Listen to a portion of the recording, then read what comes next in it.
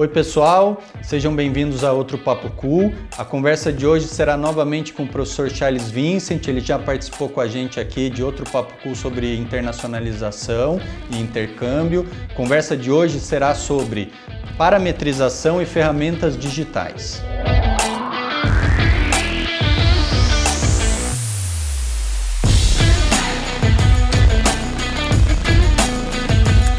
Olá pessoal, vocês já conhecem o professor Charles, ele está aqui com a gente de novo hoje.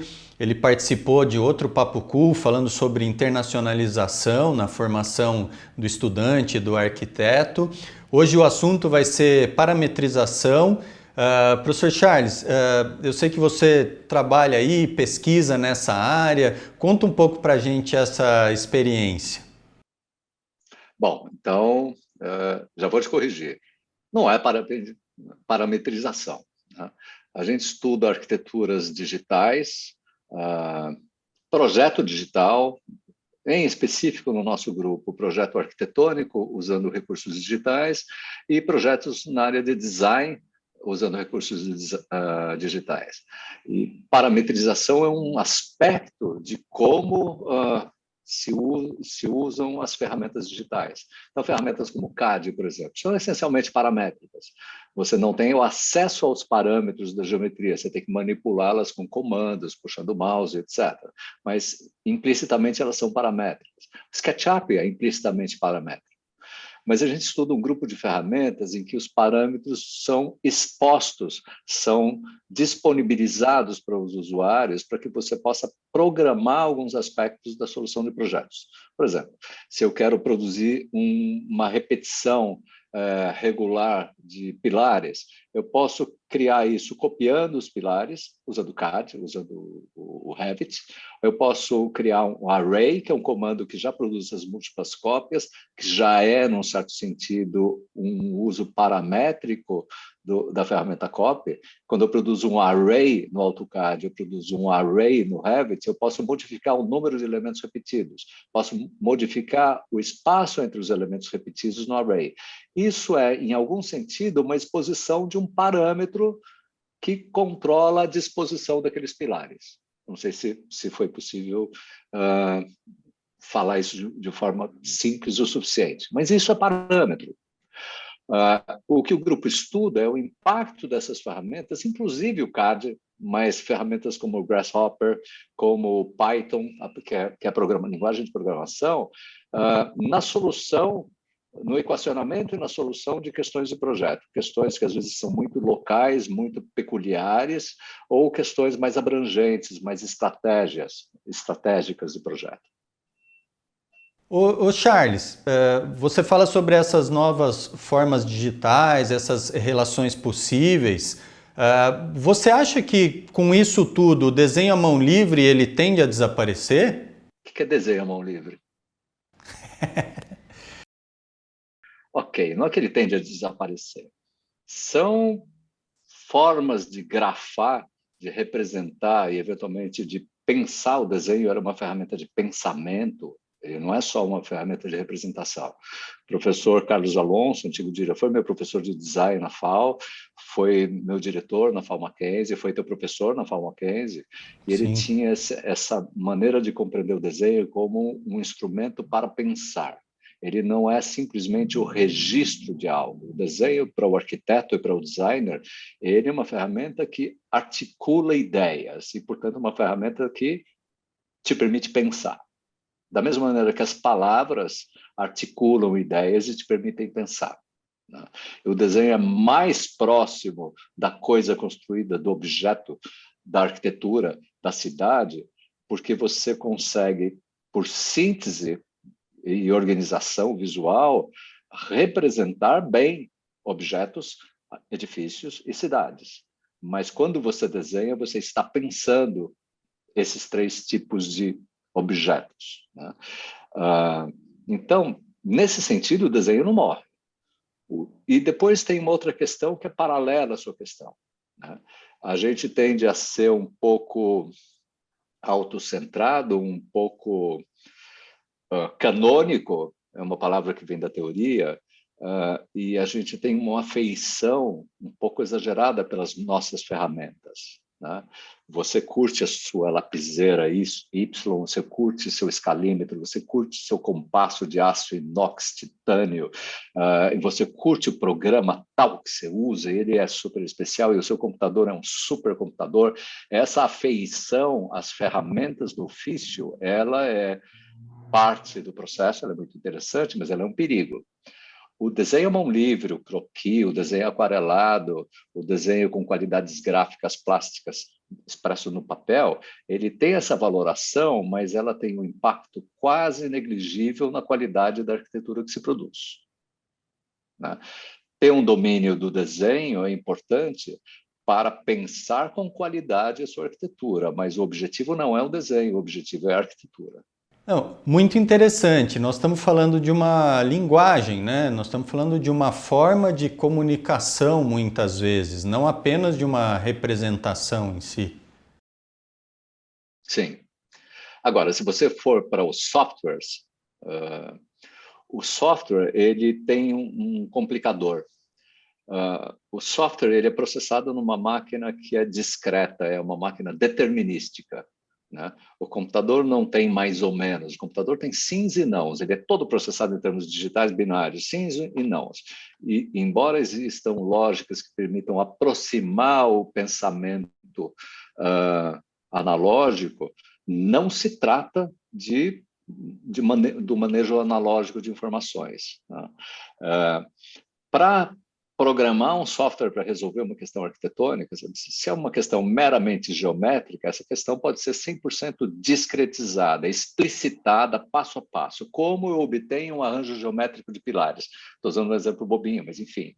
Como eu obtenho um arranjo geométrico de caixilhos numa fachada? E como eu vario? São problemas que podem ser discretizados, objetivados e, portanto, processados por um programa de computador. Como eu faço uma decisão formal, estética plástica, normalmente tem fatores que a gente trata como caixas pretas, são misteriosos. Então, você toma certas decisões. Você pode referenciar essas decisões num estudo de proporções, séries de Fibonacci, regras áureas, e vários arquitetos recorrem a esses artifícios numéricos, matemáticos, geométricos para justificar suas escolhas e preferências, né? Mas são artifícios. São artifícios para tentar objetivar questões que são menos tangíveis, questões de gosto, de preferência, de época, são menos tangíveis. Como programar um computador para lidar com essas questões?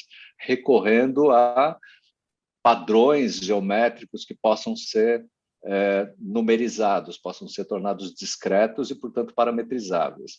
E esse é o pulo do gato para usar programas de computador criativamente, né?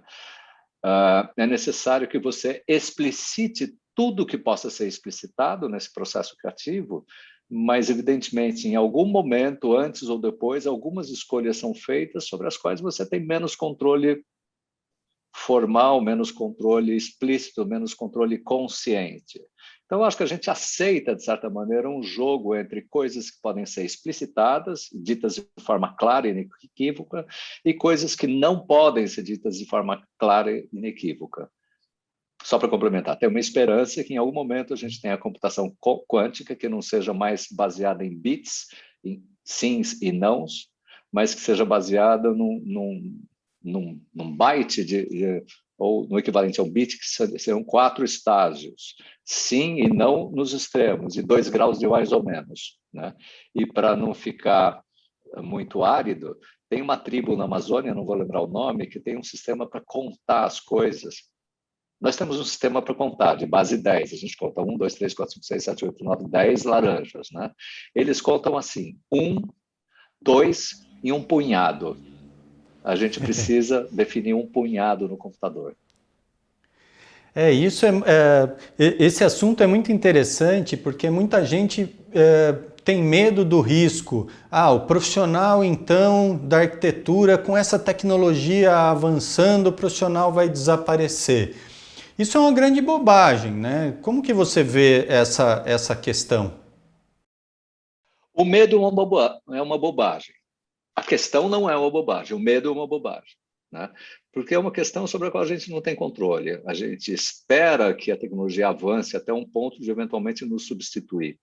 Mas é um pouco ludista a questão, né? Os ludistas eram essa seita inglesa no início da Revolução Industrial que invadia fábricas e quebrava as máquinas com medo que todos os empregos acabassem. A gente tem ludistas modernos que acham que os robôs vão acabar com todo o trabalho. Não é assim que acontecem as coisas. O trabalho se transforma, né? Com as máquinas, mais trabalhos intelectuais surgiram, surpreendentemente. Ok, você olha para o cenário mundial e fala, trabalho intelectual está dando nisso, melhor abortar esse plano, não está dando certo, mas está dando certo, né?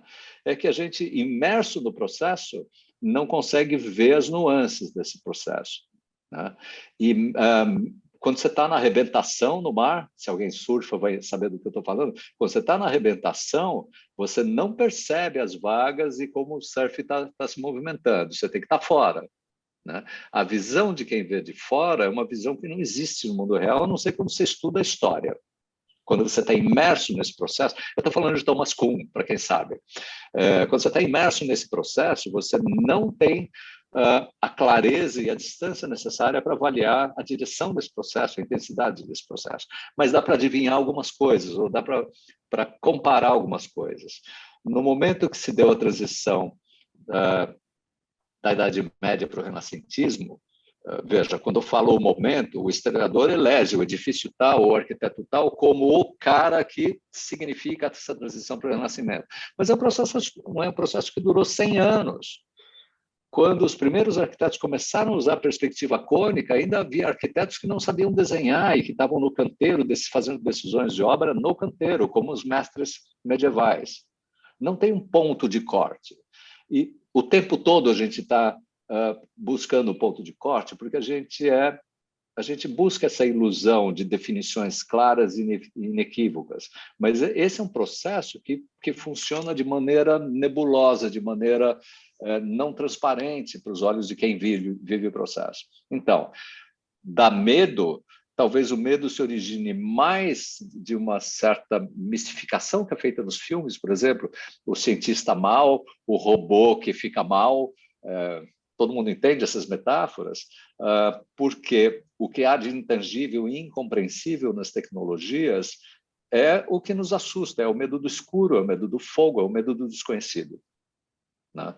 Então, em ordens gerais, é isso que acontece. Em ordem prática, você é arquiteto e tem que se defrontar com o uso dessas ferramentas. Posso dizer uma coisa, você não tem trabalho se não usar essas ferramentas, as básicas. Não tem trabalho, né? Então, a questão clara já foi definida, ela não é mais uma questão em debate. Se a gente educa os arquitetos para se instrumentarem ou não, é uma questão de responsabilidade. Se você não está ensinando a pensar arquitetura com essas ferramentas digitais, você não está preparando um arquiteto. Ponto. Ou designer, ou urbanista, ou engenheiro, né? Eu vou dizer mais, ou médico. Você não está preparando. Então, é necessário ser muito honesto em relação a isso.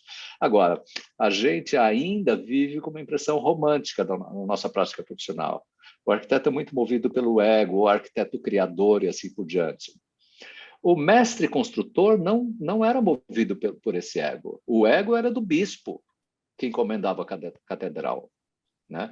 E, curiosamente, eu estou colocando como ego, o bispo, a autoridade, mas, na verdade, assim, num certo sentido, é o cliente, né? E o bom arquiteto é o cara que considera o cliente no centro desse processo. Usar essas ferramentas digitais ajuda a colocar o cliente no centro do processo, né? Não diretamente, a ferramenta não tem um botão que você clica, cliente. Felizmente não tem isso. Muito é inter-relação humana, é entendimento, é negociação, é formação de ideias em conjunto. O arquiteto não forma as ideias de um projeto sozinho, né? Então, eu estou deslocando para fora do tema de hoje. O tema de hoje é computação, mas a questão que gera o medo é uma questão que está fora da computação. É muito interessante essa discussão, né? Porque eu tenho também como entender como é que a nossa produção da construção, principalmente no Brasil, ela é muito manual, né? Então nós precisamos, com muita urgência, trabalhar uma industrialização da construção para melhorar a qualidade, para melhorar a possibilidade, tempo, prazo, esse tipo de situação. Trazer essas ferramentas digitais para esse mundo da industrialização é uma forma muito importante, né? Como que você vê essa ligação? Ok, isso, ótima questão, né?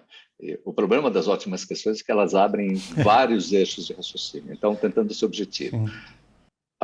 As ferramentas digitais já estão no nosso dia a dia, né? Elas não afetam a forma arquitetônica ainda, elas não afetam de forma global a produção, mas quando você compra, especifica uma jacuzzi, a forma dessa jacuzzi é pensada digitalmente e a fabricação é semi-digital. A forma para uma jacuzzi é usinada com ferramentas digitais. De fato, a gente está iniciando uma pesquisa que busca revelar exatamente o quanto essas ferramentas digitais já estão presentes no nosso cotidiano, embora de forma completamente obscurecida. Nós não temos consciência disso. Não ter consciência disso não permite que a gente interfira nesse processo de maneira mais ativa. Então, essa é uma questão. A segunda questão é sobre o gesto projetual, sobre o ato de projetar. A gente já usa ferramentas digitais intensivamente. Ninguém mais faz uma contagem de quantos caixilhos, quais especificações manualmente numa prancha desenhada à mão. Nem faz numa prancha plotada, você faz digitalmente. Quando você usa um software de BIM, um ArchiCAD, um Revit e assim por diante, você está usando uma ferramenta que te permite fazer todos esses cômputos de quantidade no dia 1 de projeto. Então, você pode cotejar suas ideias de projeto com o potencial custo desde o primeiro dia do projeto, né? Isso é pensar digitalmente. Então, e é internamente paramétrico. Você não tem tanto o controle paramétrico quanto nos aplicativos mais avançados, mas é paramétrico, né? E é digital, né? E faz parte da rotina de qualquer escritório razoavelmente bem estruturado. Mesmo a ferramenta mais tolinha como o SketchUp tem plugins que permitem um grau de parametria e um grau de integração que a gente chama de Building Information Modeling, BIM, né? Que virou a palavra da moda, mais que paramétrica, mesmo que ninguém compreenda plenamente o significado e o impacto. Mas então, quando você usa BIM, mesmo uma solução meio tosquinha como a do SketchUp, você está integrando informações e possibilitando o que a gente chama de interoperabilidade entre vários profissionais, entre várias fases do projeto, de uma maneira que, quando feita manualmente, é fazer os projetos demorarem 2 anos para você finalizar um pré-executivo, né? Hoje, com algum domínio dessas ferramentas, você acelera o tempo de produção das peças de projeto brutalmente. Acelerar tem 2 impactos. Te deixa mais tempo para pensar nas questões que têm que ser pensadas em projeto, que definem suas qualidades. E, do outro lado, você acelera a cadeia produtiva. Então, o impacto financeiro do desenvolvimento de um projeto de empreendimento é otimizado. E a gente tem que levar em conta que, no final, tudo custa. Mesmo obras do Estado custam, né? Então, de certa maneira, assim, a gente já está imerso nessa cultura digital. O que nos falta é aprimorar o uso dessas ferramentas digitais. Meu colega Eduardo Sampaio Nardelli estudou lá com o Sinaenco o impacto das legislações que obrigam em concorrências públicas o uso de BIM. Eu acho admirável. Eu acho um pouco tosco, porque nós somos um pouco positivistas, então a gente tenta prescrever como será o sucesso. Isso não existe, na verdade. A gente é menos empírico, né? A gente tenta pré-determinar como as coisas têm que ser feitas para dar certo. Mas o mundo, ele não funciona por prescrições legais, ele funciona por experimentações, por tentativa e erro, né? Então, em que pese a gente ter inclusive o arcabouço legal que nos permite determinar caminhos para obter melhor desempenho, por exemplo, isso talvez não tenha a ver com o mundo real, né? As empresas costumam achar essas soluções de uma maneira mais flexível, porque elas experimentam e arriscam, né? Em termos de qualidade de arquitetura, as questões da qualidade arquitetônica continuam sendo menos tangíveis do ponto de vista das ferramentas formais, né? E aí, tendo dado essa desencaminhada, eu peço para você recolocar a pergunta. Né? Esse é o caminho, né? Eu acho que não tem muito essa questão de perguntas e respostas. Eu acho que o grande barato dessa conversa é ir por aí, né? Mas você havia dito que o tópico é parametria, né? Então... Ô Charles, a gente pode conversar um pouco também sobre essa questão da representação da arquitetura, essa linguagem que nós estamos acostumados, tradicional de desenho de plantas, cortes, elevações, eu entregar isso para outros profissionais e todo mundo ir conversando dessa forma, com essa linguagem. Como que você entende isso? Você acha que vai desaparecer as plantas, cortes e elevações? Ou isso é mais uma linguagem? Quando eu começar a trabalhar de uma forma mais efetiva essas ferramentas digitais na relação com a construção final? Ok. O desenho técnico é uma peça de comunicação, né? E ele é uma peça de comunicação que tem valor contratual. Quando você faz um croquis, esse valor contratual é difuso.